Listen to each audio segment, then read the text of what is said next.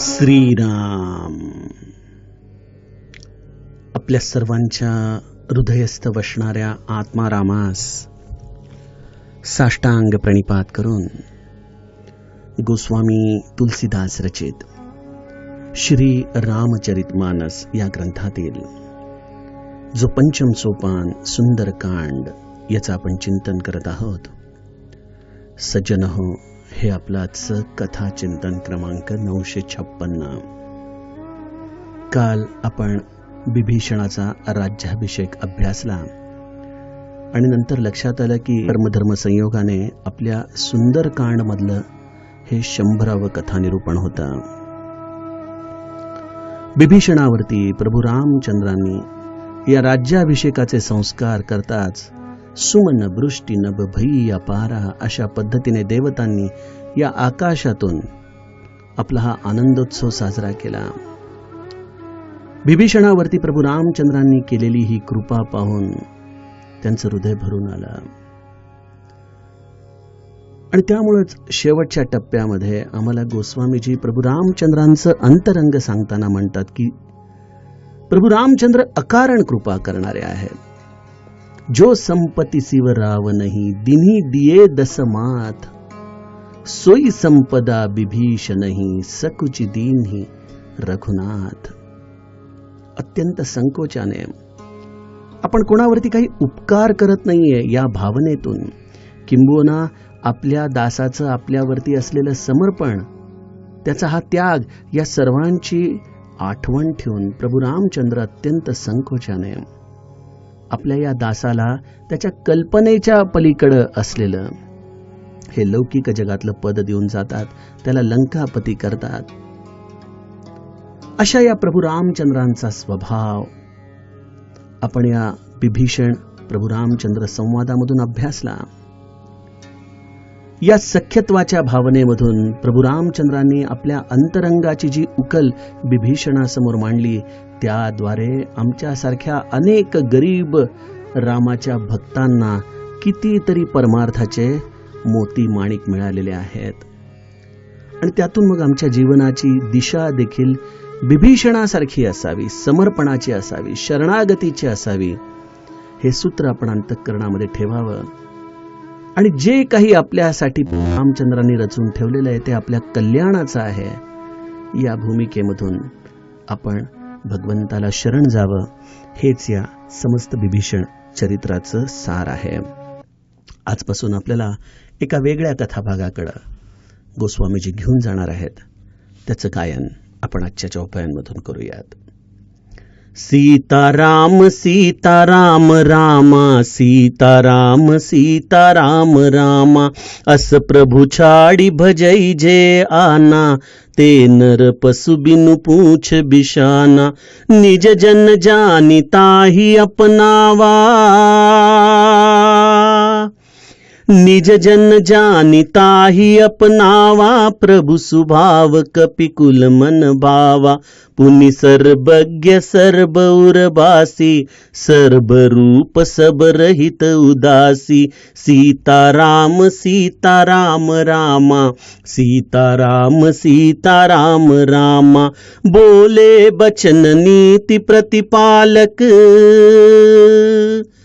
बोले बचन नीति प्रतिपालक कारण मनुज दनुज कुल घालक सुन कपीस लंकापति बीरा केहि विधि तरिय जलधि गंभीरा सीताराम सीताराम रामा सीताराम सीताराम रामा संकुल मकर उरग झष जाती संकुल मकर उरग झष जाती अति अगाध दुस्तर सब भांति कह लंकेश सुनहु रघुनायक कोटि सिंधु शोषक तव सायक सीताराम सीताराम रामा सीताराम सीताराम रामा यद्यपि तदपि नीति असि गाई यद्यपि तदपि नीति असी गाई, बिनय करिय सागर सन जाई। सीताराम सीताराम रामा, सीताराम सीताराम रामा, सीताराम सीताराम रामा, सीताराम सीताराम रामा। प्रभु तुम्हार कुल गुर जलधि, कहहि उपाय बिचारी। बिनु प्रयास सागर तरिहि, सकल भालु कपिधारी। सीताराम सीताराम रामा, सीताराम सीताराम रामा, सीताराम सीताराम रामा, सीताराम सीताराम रामा। सियावर रामचंद्र प्रिय हो।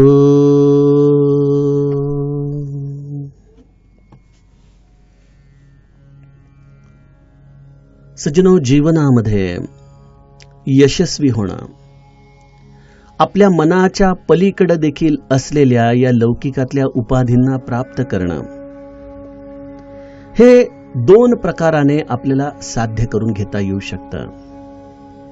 एक म्हणजे अपार कष्टाने, त्या कष्टांच्या आधाराने आलेल्या अपयशाला देखील पचवण्याची मानसिक ताकद ठेवून, आणि एवढं सगळं करूनही अनेकदा या ध्येयापासून आम्ही वंचित राहतो आणि मग त्यातून आलेल्या या नैराश्याने आम्ही ग्रस्त होतो. असं नाही की प्रत्येकालाच हे नैराश्य येईल, काहींना कदाचित या ध्येयासक्तीच्या आधाराने ते यश प्राप्त देखील होतं. परंतु जीवनामध्ये एक आणखीन दुसरा मार्ग आहे, ज्याची आम्हा सर्व मंडळींना कधी कल्पनाच दिली जात नाही. आम्हाला कुठलेही विद्यापीठ, कुठलेही समाजातले संस्कार हे शिकवत नाहीत की बाळा, तुम्ही सर्वप्रथम या मनुष्य देहाचं आद्य कर्तव्य करा, ज्याच्यासाठी म्हणून तुमचा जन्म झालाय ते तुम्ही साध्य करा आणि लवकरात लवकर साध्य करा. कुठलं ध्येय आहे? ते ध्येय आहे भगवंत प्राप्तीचं, भगवंताच्या दर्शनाचं. आणि जीवनामध्ये ज्याने प्रभू रामचंद्रांचं दर्शन घेतलं, ते दर्शन घेता घेता त्याला आता आणखीन वेगळं काही मिळवायचंच नाही, अशी त्याच्या मनाची अवस्था झालेली असते. परंतु या ध्येयाच्या प्राप्ती पश्चात त्याच्या जीवनामध्ये एक विलक्षण क्रांती होते. कारण मोर दरसु अमोघ जगमाही, भगवंताचं दर्शन त्याने प्राप्त केलंय. आणि मग त्याची इच्छा असो नसो, तो ध्येयासक्त असो नसो, त्याला कुठल्याही प्रकारच्या फळाचा भोग घेण्याची इच्छा असो नसो, परंतु प्रभू रामचंद्रांचं दर्शन घेणं हा जीवनाच्या समस्त पुरुषार्थांचं खरं रहस्य आहे, जे अत्यंत उदात्त आहे. त्यामध्ये यश अपयश या गोष्टींना स्थानच नाही. ते प्राप्त झाल्यानंतरही त्या यशाच्या धुंदीमध्ये त्याची स्थितप्रज्ञता ढळत नाही. आणि हे सगळं बोलत असताना माझा कदाचित वैयक्तिक भाव असेल, मी राजकारणाचा कुठल्या पक्षाचा प्रवक्ता नाही किंवा माझं कोणावरती प्रेम नाही, परंतु आपल्या आत्ताच्या माननीय पंतप्रधानांचं जर आपण चरित्र बघितलं तर बघा, त्यांच्या मागे काय आहे? कुठलं घर आहे का काही राजकीय वारसा आहे? लहानपणीच घरामधून कुठल्या तरी उदात्त ध्येयाने ते बाहेर पडले. जरी ते कधीही आपल्या वागण्यातून, बोलण्यातून आपला परमार्थिक असलेला अधिकार सांगत नसले, तरी श्री महाराज म्हणायचे ना की बोलण्यातून आणि दृष्टीतून मनुष्याचा परमार्थ हा प्रगट होत असतो. अनेकदा त्यांच्यावरती झालेली टीका पाहिल्यानंतर आपण मंडळी, सामान्य मंडळी देखील व्यथित होतो की एवढं टोकाची टीका करण्याची काय गरज आहे? राजकारण म्हटल्यानंतर चिखलफेक येतेच, यात काही शंका नाही. परंतु ज्या पातळीवरती जाऊन कित्येकदा काही मंडळी त्यांच्यावरती टीकास्त्र सोडतात, तेव्हा आपल्याला असं वाटतं की अरे, हे असं नको बोलायला, निदान त्या पदाचा तरी गरिमा आपण ठेवला पाहिजे. परंतु बघा, एवढ्या वर्षामध्ये या व्यक्तीने कोणाच्याही टीकेला कधीच उत्तर दिलं नाही. किती तितिक्षा असावी. साधन चतुष्टयामध्ये श्री महाराजांनी तिसरा खांब सांगितलाय ना, की आपली कुठलीही चूक नसताना देखील आपल्यालाच तो जाच सहन करता येणं, हे साधन चतुष्टयाच्या दृष्टीने असलेलं एक अत्यंत महत्वाचं असं पाऊल आहे. हे सगळं करत असताना आपल्या स्वधर्मावरती चालत राहणं, आणि हो, या सगळ्याच्या पश्चात देखील या कुठल्याच गोष्टीच्या विषयी आसक्त नसणं, यश अपयश, समाजाकडून निंदा स्तुती, या सर्व गोष्टींचा समतोल त्यांच्या जीवनामध्ये आपल्याला परिपूर्णतेने दिसतो. आणि असं शून्यातून आलेलं हे व्यक्तित्व आज नाही म्हटलं तरी जगाच्या प्रत्येक देशामध्ये हलचल निर्माण करत असतं. आजपर्यंत आपल्या देशामध्ये एवढे नेते होऊन गेले, परंतु या अशा एका व्यक्तीची नोंद जगातल्या सर्व महाशक्तींनी घ्यावी. असं काय त्यांच्या मागं? आपण त्यांच्याकडूनच ऐकले की ते लहानपणी रेल्वे स्टेशनवर चहा विकायचे. आजही त्यांच्या आईकडे पाहिल्यानंतर एक अत्यंत सरळ समाधानी वृत्तीची माता कशी असते याचं आपल्याला दर्शन होतं. मग या अशा सामान्यातून असामान्यत्वापर्यंत आपल्या पंतप्रधानांचा प्रवास कशाने झाला असेल? आणि सज्जनो, याचं साधं उत्तर आहे सेल्फ रिअलायझेशन, ज्याला अद्वैतामध्ये आत्मसाक्षात्कार म्हटलं जातं, ज्याला भक्ती मार्गामध्ये रामाचं दर्शन म्हटलं जातं. आणि अशा कुठल्या तरी असामान्य ताकदीचं दर्शन झाल्याच्या पश्चातच जीवनामध्ये एवढी विलक्षण क्रांती होऊ शकते की जदपि सखा तव इच्छा नाही, मोर दरसु अमोघ जगमाही. माझं दर्शन तू घेतलंयस, आता तू सामान्य राहूच शकत नाहीस. छत्रपती शिवाजी महाराजांना देखील तुळजा भवानीची ही तलवार प्रसाद रूपाने प्राप्त झाली. तिचं दर्शन झालं, तिचं चैतन्य झालं, आणि हा प्रत्यक्ष असलेला रुद्र त्यामुळं आपला पराक्रम इतिहासाच्या पानांवरती कोरून ठेवू लागला. आज आम्ही काय, आमच्या नंतर येणाऱ्या कित्येक पिढ्या देखील या छत्रपतींच्या पराक्रमाने स्फुरण पावतील. त्यांना देखील आपला पुरुषार्थ साध्य करण्याचं बळ या चरित्रामधून मिळू शकेल. अशा या सामान्य व्यक्तित्वामधून छत्रपती शिवाजी महाराजांपर्यंतचा प्रवास घडला, ते या भगवंताच्या अधिष्ठानाने. आणि म्हणून छत्रपती देखील म्हणून गेले ना की हे स्वराज्य व्हावे, ही श्रींची इच्छा आहे. बघा, जगामधलं कुठलंही असामान्य चरित्र आपण बघा, लोकमान्य टिळकांची स्थितप्रज्ञता बघा, वीर सावरकर ज्यांना आपण अनेकदा नास्तिक म्हणून हिणवतो, त्यांच्या काही विधानांचा हिंदू धर्मामध्ये विपर्यास केला जातो, परंतु ज्या या वीर सावरकरांनी या काळ्या पाण्याची शिक्षा सहन करताना या अंदमानच्या या सेल्युलर जेलच्या भिंतींवरती जे भगवद्गीतेचे श्लोक कोरून काढले, जे एवढ्या असलेल्या अनन्वित छळाला सामोरे गेले आणि तरी देखील आपल्या देशभक्तीपासून तसूभर देखील ढळले नाहीत. एक लक्षात घ्या, भगवंताचं दर्शन, ज्याला योग मार्गामध्ये कुंडलिनीची समस्त जागृती म्हटलं जाते, सहस्राकारापर्यंत ती जाते, ह्याचा एक अमुक असाच मार्ग ठरलेला नाही. कोणी कर्म मार्गाने जाईल, कोणी ज्ञान मार्गाने जाईल, कोणी भक्ती मार्गाने जाईल. भक्ती मार्ग हा सगळ्यात सोपा आहे, सर्वसामान्यांना करता येण्यासारखा आहे, म्हणून संतांनी याचं आपल्याला नेहमी प्रतिपादन केलं. परंतु याचा अर्थ असा होत नाही की इतर मार्ग तिथपर्यंत पोहोचू शकत नाहीत. अशा या अवघड मार्गाचं आचरण करणारे वीर सावरकर, लोकमान्य टिळक, ज्यांनी हातामध्ये कदाचित जपाची माळ घेतली नसेल, कदाचित त्यांनी सगुण भगवंताचं अस्तित्व मानलं असेल किंवा नसेल, परंतु एक आहे, त्यांच्यामध्ये जे असामान्यत्व होतं, त्या असामान्यत्वाच्या पायी त्यांचं हे कार्य आजही समाजामध्ये एक दीपस्तंभासारखं उभं राहिलेलं आहे.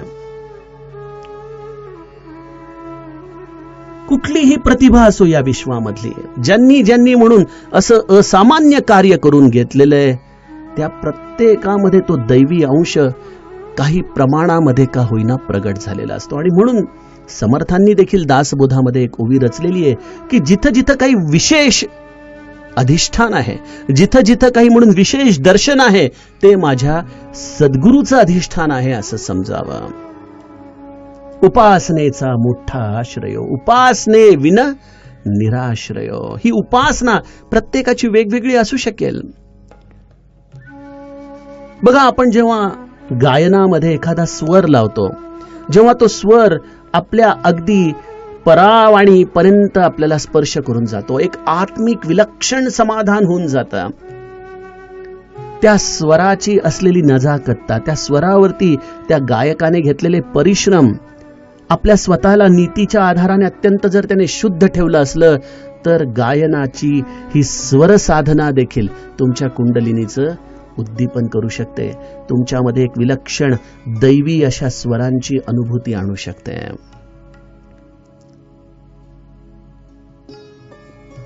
जीवनाच्या प्रत्येक उदात्त ध्येयामध्ये भगवंताचा अंश प्रगट करण्याचं सामर्थ्य आहे. गरज आहे त्याला सन्मुख जाण्याची, आणि सन्मुख जाण्याचे मार्ग कदाचित वेगवेगळे असू शकतील.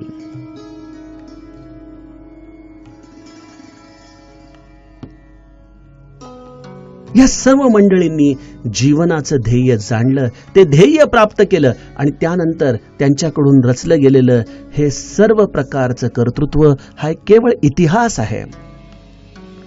आणि एक लक्षात घ्या, इतिहासामध्ये आम्ही केवळ बाह्यांगाच्या घटना बघतो. कुठलाही इतिहास त्यांनी नेमकं ते साध्य करण्यासाठी काय केलं हे आम्हाला सांगत नाही. हे आमचं दुर्दैव आहे. आम्ही त्यांच्या सारखे होण्यासाठी प्रयत्न करतो, परंतु त्यासाठी त्यांनी जे केलं ते मात्र आम्ही करायला तयार होत नाही. असं प्रभू छाडी भजई जे आना, ते नर पशुबिनु पूछ बिशाना. गोस्वामीजी म्हणतात की या भगवंताचं दर्शन, हा आत्मसाक्षात्कार, हेच खरं मनुष्य जन्माचं ध्येय आहे.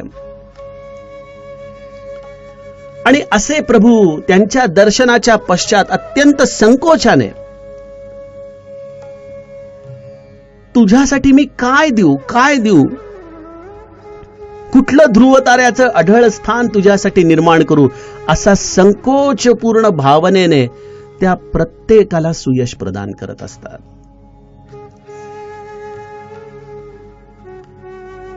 बघा, आपण प्रत्येकाने आपल्या जीवनामध्ये थोडंसं उतरून बघा.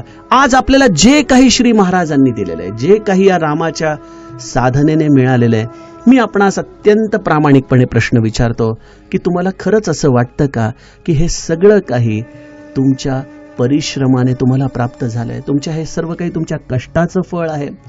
मी तुमचे परिश्रम, तुमचे कष्ट, तुमची विद्वत्ता याविषयी कुठल्याही प्रकारचा मनामध्ये संशय ठेवत नाही. हे सगळं गरजेचं आहे, परंतु त्याच्यावरती एक सगळ्यात महत्वाची गोष्ट असावी लागते, आणि ती म्हणजे कृपा. कृपा. आज कदाचित आपल्याला भगवंताचं दर्शन झालं नसेल, परंतु आपण जेवढी म्हणून काही भगवंताची सेवा केली, जेवढं म्हणून काही आपण त्याचं नाम घेतलं, जेवढं काही म्हणून आपण त्याला शरण गेलो, भगवंत आमच्या झालेल्या या प्रत्येक कृतीचा आम्हाला मोबदला देऊन जातो. अन्यथा श्री महाराज म्हणतात की परिश्रम तर सगळेच जण करतात, परिश्रमाच्या आधाराने जर यश मोजायचं झालं तर सगळ्यात जास्त यश हे रस्त्यावरती दगड फोडणाऱ्या माणसाला मिळालं पाहिजे, कारण की त्याच्या एवढे कष्ट तर कोणीच करत नाही, परंतु त्याला दिवसाच्या शेवटी त्याची केवळ जी काही दिवसाची मजुरी ठरलेली असती तेवढंच मिळू शकतं. त्यामुळे केवळ कष्ट हे सुयशाचं रहस्य नाही. तिथं परिश्रम पाहिजेत, तिथं ध्येय निश्चिती पाहिजे, तिथं नित्य निरंतर आपल्या ध्येयाच्या दृष्टीने काम करण्याची तयारी देखील पाहिजे, यश अपयशाने न खचण्याची देखील वृत्ती पाहिजे. परंतु या सगळ्यांवरती आपला दृढ विश्वास कुठेतरी पाहिजे. ती अनन्य धारणा, अनन्य भावना जर आपल्या जीवनात असेल तर तुम्हाला त्या सर्व परिश्रमांवरती, जसं इंग्लिशमध्ये आयसिंग ऑन द केक म्हणतात, त्या पद्धतीने तुमच्या जीवनात तुम्हाला सुयश प्राप्त होईल. आणि म्हणून भगवंत, देवाची उपासना, परमार्थ करणं हे निष्क्रियता नाही.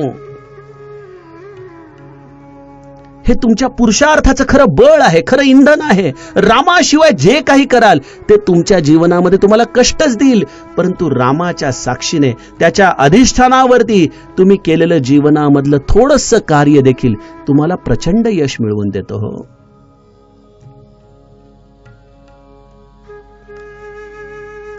मला आमचा तो विक्रम जो मोक्ष प्राप्तीच्या रहस्याचं रेकॉर्डिंग करतो ना, शूटिंग करतो, नंतर मग आम्ही चहा प्यायला बसताना नेहमी विचारतो, दादा हे तू कुठं शिकलास, कुठं वाचलंस, एवढा अभ्यास कधी केला, मग ही फॅक्टरी कधी चालवलीस, इंजिनिअरिंग मध्ये हे सगळं कुठं शिकलास तू. त्याला अनेक प्रश्न असतात आणि मग मी सहज त्याला म्हणतो, अरे हे सगळं सगळं काही त्या रामाचं आहे. आणि ह्या माझा केवळ सांगण्याचा हेतू नाही, हा केवळ सांगण्याचे शब्द नाहीत. अहो विचार करा, जी व्यक्ती दिवस रात्र या व्यवसायामध्ये आहे, या इंजिनिअरिंग ड्रॉइंगच्या क्लिष्ट गोष्टींमध्ये आहे, कामगार आहेत, त्यांचे प्रश्न आहेत. या कोरोनाच्या काळामध्ये तर हे मार्गोत्क्रमण करणं आणखीन अवघड आहे. अशाही सगळ्या परिस्थितीमध्ये, आणि अत्यंत प्रामाणिकपणे सांगतो, माझं खरंच वाचन नाहीये. मला जेवढं पाहिजे तेवढं महाराज माझ्या स्मृतीमध्ये आणून टाकतात. आणि हे सगळं मला या अनुभवांच्या आधाराने पटलं की खरोखर मानवी बुद्धी ज्ञानाच्या मागे लागण्यापेक्षा त्या ज्ञानाचा जो जनक आहे त्याच्या चरणांकडे लागली तर या ज्ञानाची गंगा तुम्हाला जेवढी पाहिजे तेवढी हा भगवंत निश्चित पुरवठा करतो.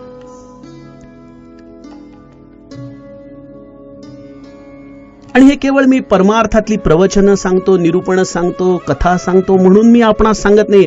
तुम्ही जीवनाच्या कुठल्याही क्षेत्रामध्ये असा, त्या प्रत्येक क्षेत्रात तुम्ही रामाला आपल्या समवेत ठेवा.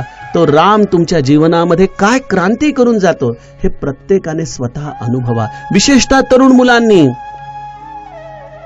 हे सगळं काही आपल्या अनुभवाने जाणा आणि बघा जीवन किती जगण्याचं बळ आपल्याला ह्या रामाची उपासना देऊन जाते.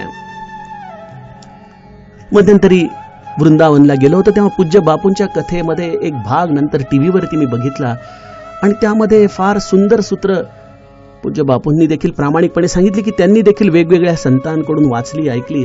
प्रश्न असा होता की जे धनुष्य यज्ञ झाला त्यामध्ये रामाने धनुष्य हे मध्यभागी तोडलं. मग हे मध्यभागीच का तोडलं? तोडायचं होतं तर वरती तोडू शकला असता, खाली तोडू शकला असता, परंतु रामाने ते धनुष्य मध्यभागी तोडलं आणि त्याची जवळजवळ 20 कारणं त्या कथेमध्ये पूज्य बापूंनी सांगितली. परंतु त्यातलं एक अत्यंत महत्वाचं कारण तुम्हाला ह्या चिंतनाच्या आधाराने सांगतो की ना लहानपणी तोडलं ना वृद्धापकाळी तोडलं, आयुष्याच्या तरुणपणी अर्थातच मध्यपणी तोडलं म्हणून धनुष्य मध्यभागी तुटलं. परमार्थ हे आता आयुष्यात काहीच करायला राहिलं नाही म्हणून देवदेव करतो, ठीक आहे, ते देखील काही चुकीचं नाही. परंतु जे आपल्या आयुष्यामध्ये कार्यक्षम आहेत, ज्यांना जीवनामध्ये स्वप्न आहेत, उदात्त ध्येय आहेत, त्यांनी या सगळ्या ध्येयांना उपासनेची जोड द्यावी. त्यामुळे श्री महाराज म्हणतात ज्याच्या मागे उपासनेचा जोर आहे तोच या जगामध्ये खरं कार्य करू शकतो. बघा, या उपासनेसाठी फार तुम्ही जप करावा, फार ग्रंथ वाचावेत, फार प्रवचनं वाचावेत असा माझा अट्टहास नाही. परंतु आपल्या प्रत्येक कर्माचा कर्ता राम आहे, त्याचं स्मरण आपण ठेवावं. ते कर्म करत असताना राम त्याचा साक्षी आहे, तो आपला बॉस आहे, ते तो पाहत आहे. या दृष्टीने आपण कर्मामध्ये अत्यंत उत्कृष्ट असे आपले प्रयत्न करावेत आणि या सर्व कर्माच्या शेवटी मिळालेलं फळ हे रामाने आपल्याला आपलं कल्याणाचं आहे हे समजून दिलंय. या भावनेने त्याचा अत्यंत समाधानाने स्वीकार करावा. बघा, हे जे अद्वैत तत्वज्ञान आहे, जे कृष्णमूर्तींचं तत्वज्ञान आहे, त्यामध्ये देखील ते म्हणतात की चॉईसलेस अवेअरनेस. मी सहज विचार करत असतो की या चॉईसलेस अवेअरनेस या शब्दाच्या मागे त्यांना नेमकं काय सांगायचंय. चॉईसलेस अवेअरनेस म्हणजेच प्रत्येक घडणारी गोष्ट ही श्रीरामाच्या इच्छेने घडते आणि ती आपल्या अंतिम कल्याणाची आहे. बस याच्या पलीकडे विचार करायचा नाही. हे असं का तसं का असे मनामध्ये प्रश्न देखील निर्माण करायचे नाहीत. आहे त्या क्षणामध्ये अत्यंत सजग होऊन त्याच्याशी तद्रूप होऊन जगणं, याचाच अर्थ ध्यान आहे. मग ते ध्यान तुम्ही कर्मामध्ये करू शकता. त्यासाठी काही सतत मांडी घालून हातात जपाची माळ घेऊन डोळे मिटून श्वासावरती लक्ष ठेवून करावं, हीच एकमेव त्याची पद्धती आहे असं काही नाही. जे तुम्ही कर्म करत आहात त्याच्याशी संपूर्ण तादात्म्य होणं, कुठल्याही किंतु परंतु शिवाय, हेच आम्हाला भक्ती मार्गात शिकवलं जातं. आणि तेच या अद्वैताचं चॉईसलेस अवेअरनेस आहे. गरज आहे तुम्ही कुठल्याही मार्गाने जा, मग तुम्ही त्याला कदाचित राम म्हणा, आत्मा म्हणा, तुम्ही त्याला कुठला शब्द वापरायचा ते तुम्ही स्वतः ठरवा. परंतु एक आहे, या आत्मदर्शनाशिवाय, या स्वरूप दर्शनाशिवाय, या राम दर्शनाशिवाय, या कृष्ण दर्शनाशिवाय, या शिव दर्शनाशिवाय, या दत्त दर्शनाशिवाय, या माय लक्ष्मीबाईच्या दर्शनाशिवाय, सद्गुरु दर्शनाशिवाय तुम्ही कुठल्याही देवताचं नाव तिथं ठेवा, गणेश दर्शन म्हणा, तुम्ही कुठल्याही उपाधीच्या आधाराने, परंतु जोपर्यंत तुम्ही त्या अंतरंगामध्ये दडलेल्या स्वतःच्या स्वरूपाचा शोध घेत नाही, तोपर्यंत या जीवनामध्ये केलेले हे सगळे काबाड कष्ट आहेत. म्हणून गोस्वामीजी आम्हाला इथं सांगतात की असं प्रभू छाडी भजई जे आना, असा तो राम, भक्त दाता, भक्त कैवल्य करणारा, भक्ताचं कल्याण करणारा, त्याला त्याच्या कल्पनेच्या पलीकडे सुयश देणारा, जीवनामध्ये एका विलक्षण उंचीवरती एखाद्या ध्रुव ताऱ्यापर्यंत नेऊन ठेवणारा, असा माझा राम. त्यामुळं तुम्ही तुमचं ध्येय निश्चित करा तुमच्या अंतरंगामध्ये उतरण्याचं. आणि ते न करता जर तुम्ही जीवन देहबुद्धीच्या आधाराने जगला तर तुमच्यामध्ये आणि प्राणी मात्रांमध्ये काय फरक आहे हो? बघा, सगळ्यात मोठा फरक प्राणी आणि मनुष्यामध्ये आहे तो म्हणजे प्राण्यांना 3च अवस्था आहेत, जागृती, स्वप्न आणि सुषुप्ती. परंतु मनुष्याला मात्र 4थी अवस्था प्राप्त आहे, तुर्यामध्ये जाण्याची. आणि त्यानंतर गुरुकृपेने, भगवंताच्या कृपेने ती तुर्यातीत होते. अशा या सर्व अवस्थांमध्ये मनुष्याला प्रवेश करता येतो आणि भगवंताचं दर्शन घेता येतं. प्राणी मात्राला मात्र जागृती, स्वप्न, सुषुप्ती याच्या पलीकडे जाताच येत नाही. आणि त्यामुळं प्राणी हा कदाचित विचार करेल, परंतु कशाचा विचार करेल? आपल्याला कुठं खाद्य मिळेल, आपण आपलं रक्षण कसं करू शकू, हा आपल्या चांगल्यासाठी आलाय का वाईटासाठी आलाय, एवढाच विचार करण्याची पात्रता प्राण्यांमध्ये आहे. परंतु मनुष्याला आपलं ध्येय निश्चित करण्याचा विवेक भगवंताने दिलाय, सत्संग दिलेला आहे. या जन्माचं प्रयोजन जाणून घेण्याची कला त्याच्याकडे दिलेली आहे. परंतु अशा मनुष्य जन्मामध्ये येऊनही आपण बघतो की बहुतांश लोक या 3 अवस्थांमध्येच जगतात. ही 4थी अवस्था त्यांना कल्पनेची वाटते. आणि तुर्यातीत, इथं तर कुठल्याही प्रकारचं चिंतनच नाही, विचारच नाही. भगवंताचं दर्शन त्यांना हवंय, परंतु ते देखील आपल्या या 3 अवस्थांच्या पूर्ततेसाठी हवंय. मग आम्हाला राम हवाय का रामापासून मिळणारं सुख हवंय? आणि त्यामुळे गोस्वामीजी जे कधी विशेष निराश होत नाहीत, परंतु त्यांना देखील असं म्हणावं असं वाटलं की ते नर पशुबिनू पूछ बिशाना, जे मनुष्य जन्मामध्ये येऊन भगवत दर्शनाच्या सोडून दुसरं काहीही प्राप्त करण्याची अभिलाषा ठेवतात, ते मनुष्य नाहीच. ते मनुष्य रूपामध्ये केवळ शिंग आणि शेपूट नसलेले प्राणी आहेत. बस, त्यांची शिंग दिसत नाहीत, त्यांची शेपूट दिसत नाही, म्हणून त्यांना आपण मनुष्य म्हणतो. परंतु त्यांची विचारधारा ही केवळ पशुत्वाची आहे. केवळ आपलं पोट भरणं, मैथुन करणं, निद्रा करणं, जीवनामध्ये देहाला सुख मिळवण्यासाठी झटणं, हीच या शेपटी आणि शिंगाशिवाय असलेल्या मनुष्याची पशुत्वाची अवस्था आहे. सद्गुरू आम्हाला देवत्व देतो, सद्गुरू आम्हाला भगवंताचं दर्शन देतो, हे सगळं ठीक आहे. परंतु सद्गुरूच्या संगातून जर सगळ्यात मोठी क्रांती घडत असेल तर तो आपल्याला पशुपासून मनुष्य बनवतो, आम्हाला जगण्याचं कारण सांगतो. केवळ तू या देह सुखासाठी म्हणून जन्माला आलेला नाहीस, हाच आमच्यावरती तो सतत संस्कार करत राहतो. आणि मला वाटतं की जर हा संस्कार खऱ्या अर्थाने अंतरंगात रुजला, जर आम्ही खऱ्या अर्थाने या मनुष्य जन्माचं प्रयोजन जाणलं आणि भगवंताकडे झेपावलं, तर आमच्या इतकं सिद्धत्व हे कोणाकडेही नसतं. अशा या मनुष्य जन्माचं खरं प्रयोजन सांगणारा हा सद्गुरू सज्जनो. आणि त्यामुळे गोस्वामीजी म्हणतात की अस प्रभू छाडी भजई जे आना, ते नर पशु बिनू पूछ बिशाना. आज खरं तर चौपाईच्या कथा विभागामध्ये उतरायचं होतं, जे प्रभू रामचंद्रांनी लंकापती विभीषण आणि सर्व वानरांचा राजा सुग्रीव ह्याला जी पृच्छा केली की या सागराला आपण कशा पद्धतीने पार करावं, हा जो प्रश्न होता, त्या प्रश्नाचं चिंतन घ्यायचं होतं. परंतु मला असं वाटलं की समस्त रामायणाची कथा तर सांगता येणं हे व्यास आणि समास हे व्यासपीठाच्या अधीन आहे, परंतु काही सूत्र ही अत्यंत महत्त्वाची आहेत आणि त्या सूत्रांचं मात्र आपण अत्यंत प्रदीर्घ चिंतन करून त्याची सुस्पष्टता अंतःकरणात आणावी. आणि त्यासाठीच म्हणून आज या वाणीला इथंच विराम देतो. इथून पुढील कथाभाग आपण उद्याच्या कथा चिंतनामध्ये बघूयात. जानकी जीवन स्मरण जय जय.